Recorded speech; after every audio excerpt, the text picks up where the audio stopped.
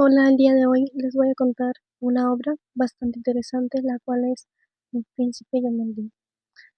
Pero antes de ello, quiero que se pongan a pensar por un segundo si alguna vez han sentido que su vida, sus problemas, sus angustias o sus privilegios dependen enteramente de un pedazo de tela, del tipo de vestimenta que usas, del apellido que cargas en tu documento de identidad o del lugar exacto del planeta en el que tuviste suerte o tal vez la desgracia de nacer. No solemos encasillar tanto en etiquetas como este tiene plata, este no tiene plata, este fracasó, este tiene futuro, y vivimos la vida bajo esa ilusión de que las paredes que nos separan son de concreto puro e inquebrantable. Pero ¿qué pasaría si de la noche a mañana el universo decide jugarnos una broma? ¿Qué pasaría si el dueño absoluto del todo el poder y el chico más golpeado de los callejones más oscuros de Londres intercambiaran vidas? Hoy vamos a diseccionar una de las obras literarias más brillantes, punzantes y hermosas jamás escritas. Pero antes de ello, conozcamos a sus personajes. Tom Carty, que es el mendigo. ¿Quién es? Pues es un niño nacido en el seno de la miseria más absoluta, en el infame callejón de Offal Court en Londres. Su padre es un alcohólico violento y su vida diaria se resume en hambre, golpes y mendicidad obligatoria. Su esencia, a pesar de estar rodeada de la peor escoria social, Tom posee un alma brillante y curiosa, gracias a un anciano sacerdote, el padre Andrew. Él aprendió a leer, a escribir y un poco de latín. Vive obsesionado con la realeza y los libros de caballería. Representa la pureza, la inocencia y la empatía del pueblo. Cuando le toca gobernar, su falta de malicia y su memoria de sufrimiento lo llevan a aplicar leyes justas y piadosas, eh, demostrando que un título nobiliario no te hace mejor persona. El siguiente es Eduardo Tudor, el príncipe de Gales. Es el legítimo heredero al trono de Inglaterra, hijo único del temido y tirano rey Enrique VIII. Es un niño criado bajo el peso aplastante del protocolo real, la educación rígida y los lujos extremos. Él, al inicio de la historia, es altivo, consciente de su estatus, eh, y un poco soberbio, creyendo que su sangre real lo hace de una pasta superior. Sin embargo, no es un niño cruel, sino que es producto de su entorno. Él representa el despertar de la conciencia social, al verse obligado a vivir en la calle, sufrir abusos, hambre y la crudeza del sistema penal. Su perspectiva cambia radicalmente. Se transforma en un rey maduro, empático y verdaderamente justo. Ahora el siguiente es Miles Hendon. Él es un soldado noble, valiente y veterano de las guerras continentales, que ha sido desterrado e injustamente tratado por su propia familia. Es el arquetipo de la lealtad absoluta y el honor caballeroso.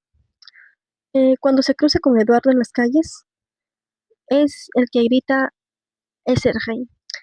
Hendon piensa que el chico ha enloquecido por los golpes, pero aún así decide adoptarlo y protegerlo con su vida. Su papel en la obra es importante ya que él es el motor emocional de la aventura de Eduardo en el exterior.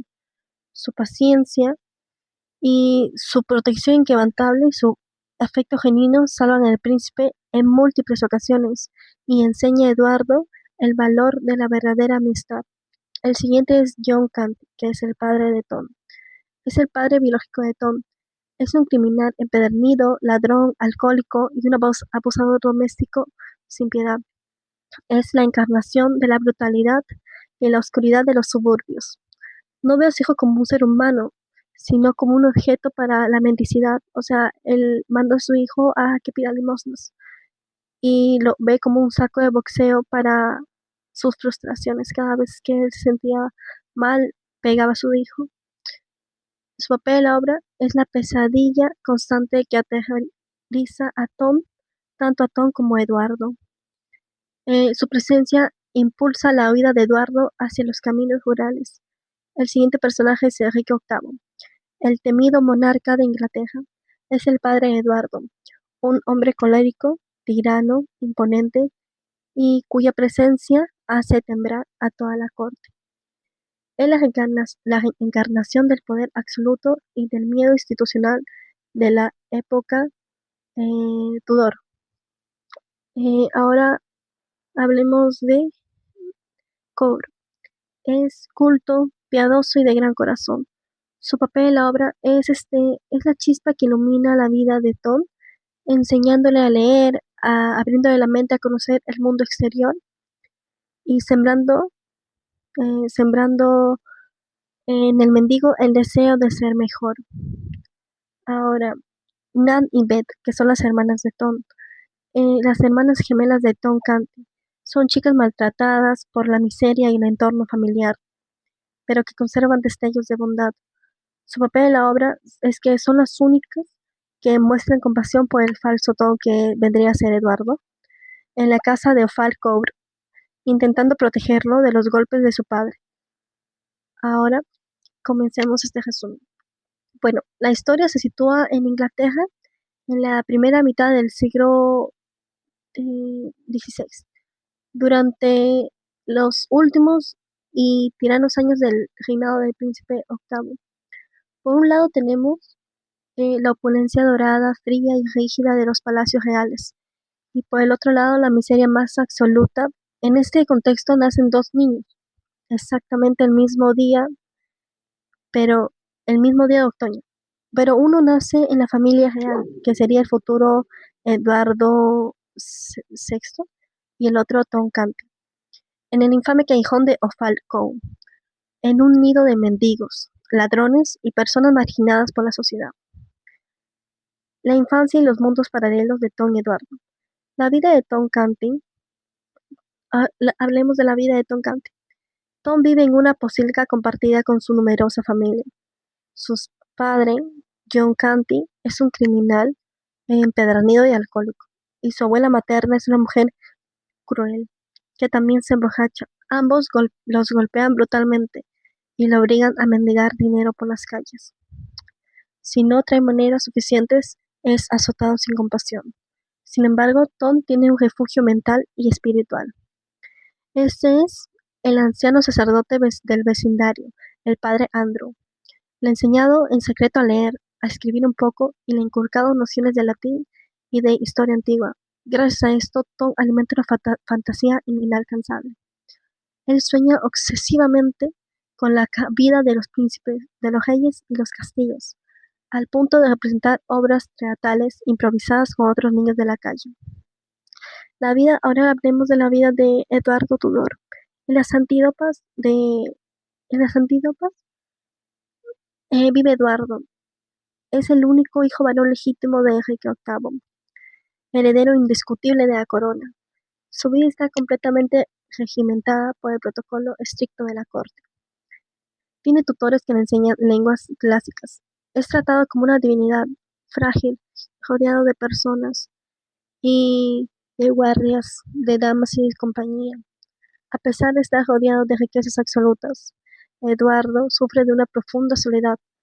No puede jugar libremente y vive bajo la sombra imponente y tiránica y aterradora de su padre, el rey Enrique VIII.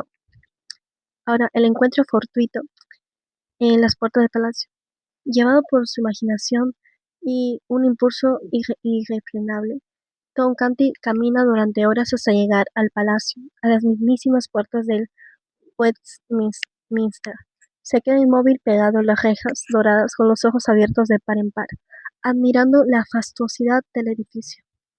Ahora, en ese momento, un guardia real, con una armadura brillante y una actitud desalmada, ve al niño vestido con harapos pegado a la verja, sin meditar palabra y con total brutalidad. Lo golpea y lo arroja al lodo frente a una multitud de curiosos que se burlan de la desgracia del chico. Pero el espectáculo es presenciado por alguien inesperado. Es el mismísimo príncipe Eduardo de Gales. Indignado por la crueldad del guardia, y la humillación pública que ha sufrido Tom, lo reprende con la autoridad real, ordena que dejen en paz al muchacho, y con una gentileza impropia de la realeza de la época, lo toma de la mano y lo introduce dentro del palacio, llevándolo directamente a las lujosas habitaciones privadas del palacio. Una vez a solas en la recámara privada, el príncipe Eduardo comienza a interrogar a Tom con genuina curiosidad. Le pregunta sobre su familia, cómo vive, qué come y si es verdad que su padre y su abuela lo golpean. Tom, fascinado pero respetuoso, le cuenta los horrores que vive en su vida diaria, las palizas, el hambre, pero también menciona el amor por los libros y su fantasía de la realeza. Ahora, a su vez, Tom le pregunta a Eduardo cómo es su vida. El príncipe le confiesa que las pesadas cargas de protocolo, los estudios interminables de griego y latín y la constante vigilancia en medio de la charla por pura curiosidad infantil, decide mirarse en un espejo de cuerpo completo. La sorpresa es mayúscula y casi mágica. Son exactamente idénticos. Tienen la misma estatura, el mismo color de cabello, la misma comprensión, los mismos rasgos faciales. Incluso parecen gemelos biológicamente separados al nacer. Para divertirse en broma, deciden probarse sus ropas mutuamente.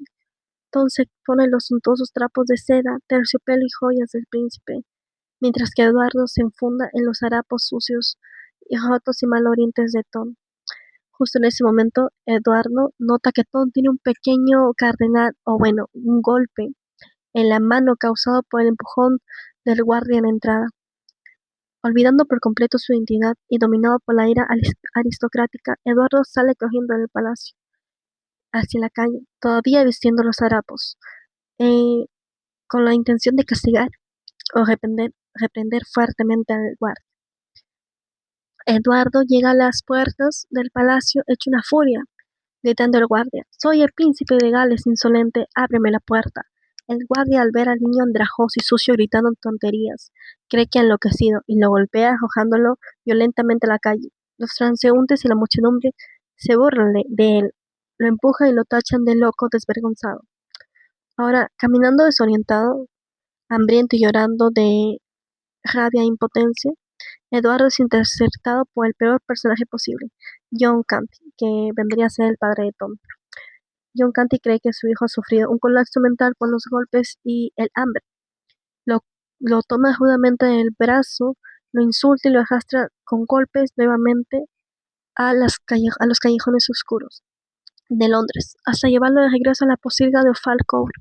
Dentro del tugurio, Eduardo insiste, una y otra vez ante la familia de Canty, que él es el príncipe legítimo de Gales, lo que provoca las risas burlonas de la familia, de la abuela y los golpes físicos de John Canty. Es ahí donde aparecen Nat y Beth, que son las hermanas gemelas de Tom, las únicas con un bondadoso corazón en esa casa, quienes intentan defender secretamente al chico y le ofrecen un poco de agua o compasión.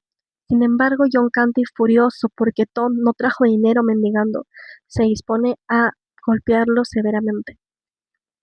En ese momento irrumpe en la escena Miles Hendon, donde la justicia se acelera porque en un forcejeo posterior, John termina hiriendo al bondadoso padre Andrew, obligando a la familia Canty a huir despavoridos de Londres, llevándose a rastras a un renuente Eduardo. Mientras tanto, dentro del Palacio Real, las cosas son un caos total. Los cortesanos, guardias y nobles entran a las habitaciones del príncipe y descubren a Tom Canty vistiéndose las ropas reales. Al ver su aspecto asustado y escuchar su grito de desesperación, los cuales eran: «Por favor, déjeme volver a la casa con mi madre». La corte asume colectivamente que el príncipe ha sufrido un trastorno mental grave o amnesia profunda provocada por una enfermedad repentina. Los médicos reales, los consejeros y los tíos del príncipe se arremolinan a su alrededor con rostros de profunda preocupación. Intentan calmarlo, le siguen el juego superficialmente y llaman a los mejores especialistas. Tom entra en pánico absoluto al pensar que lo van a ejecutar por suplantación de identidad, pero poco a poco se da cuenta de que todos interpretan sus advertencias como simples delirios de locura. Entonces a Tom ya no le queda de otra y aprende rápidamente las reglas imposibles de etiqueta palaciega para no levantar sospechas mortales, cómo comer con cubiertos de oro, cómo inclinarse ante el rey que es su padre Enrique VIII, y cómo hablar, cómo firmar documentos. Sin embargo, el punto de quiebre ocurre en las audiencias públicas de justicia. En el siglo XVI, las leyes eran draconianas, crueles y sanguinarias. Se ahorcaba a la gente por robar una gallina, por mendigar o se mutilaba a los criminales por delitos menores. Cuando los jueces le presentan a Tom los casos de prisioneros condenados a muerte para que él dé el visto bueno y ordene la ejecución, Tom, guiado por su profunda empatía callejera y recordando el sufrimiento de sus amigos en Ofalcourt, comienza a perdonar sistemáticamente a los condenados a muerte y conmutar las penas a castigos menores. Los lores de la corte se quedan anonadados, cuchicheando entre ellos que la locura del príncipe ha tomado un giro inesperado, inusualmente cremente, pero el pueblo empieza a ver en él a un salvador. En los caminos rurales de Inglaterra, Eduardo sigue atrapado con la familia de criminales de John Canty. Aprovechando la noche oscura y un descuido de la turba, Eduardo logra escapar definitivamente de las garras de John Canty y se adentra solo en los caminos. Cansado, hambriento y con los pies destrozados, es rescatado por Mike Hendon, un noble soldado veterano, el cual regresa de las guerras del continente. Hendon observa al muchacho noble pero andrajoso y entonces, convencido de que el chico padece de delirios mentales a causa de algún trauma severo en la cabeza, decide adoptarlo por puro honor